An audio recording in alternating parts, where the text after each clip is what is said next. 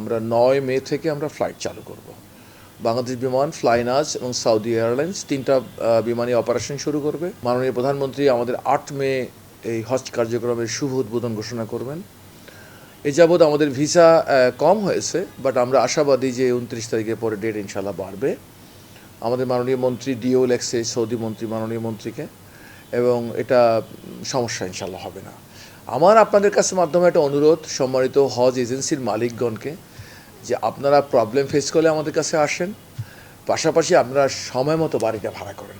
Saudi আরবে ভাড়া করে ভিসাটা করে দেন, তারা ফ্লাইটে চলে যাক।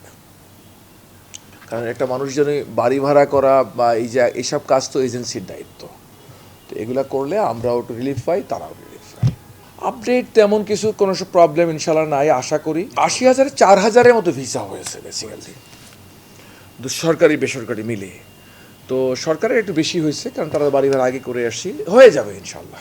এখনও উদ্বিগ্ন হওয়ার মতো কোনো কারণ নাই। আর সব কিছু আমি দেখছি প্রতি বছর এরকম হয়, আবার আল্লাহ তালাই সব প্রবলেম সলভ করে দেয়।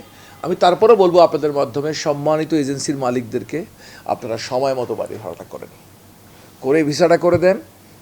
আমাদের সম্মানিত হজযাত্রীরা যেন নির্বিঘ্নে সৌদি আরব যেতে পারে। তবে আমি মনে করি যেটা এজেন্সিগুলো অনেকে বলছে হজযাত্রীরা টাকা দিতে দেরি করছে, এটা আমি শুনতে চাবো না। আপনি এজেন্সির মাধ্যমে হজযাত্রী যাবে, সে টাকা নিয়েই তো নিবন্ধন করেছেন। আপনি এখন বলবেন বাকিতে নিবন্ধন করেছি, দিবে এই কারণে করেছি, এসব কথা এখন শোনার সময় নেই। আপনাকে টাকা নিয়েই তো আপনি নিবন্ধনটা করেছেন। হজ আর্থিক ইবাদত এবং শারীরিক ইবাদত। মনে রাখবেন যে আর্থিক সঙ্গতি না থাকলে আমি হজে যাব না। কিন্তু আমরা করি কি, এই বাকিতে হজ করার জন্য আমরা এটা করা উচিত না। আলহামদুলিল্লাহ ওই রকম নাই। আমি আপনাকে খুব পোলাইটলি বলি, ১৩৭ জন হাজি পালায়ে গেছিল, আমরা অ্যাড্রেস করতে পেরেছি ১৩৭ জন, আর ইনশাল্লাহ আমরা নেওয়ার ব্যবস্থা করতে পারছি।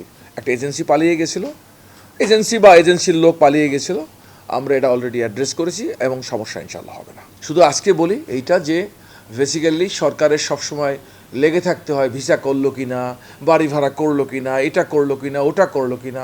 এটা আমাদের জন্য একটা ডিফিকাল্ট কাজ। সময়ের কাজ সময় করলে আমাদের এই প্রবলেমগুলো হবে না।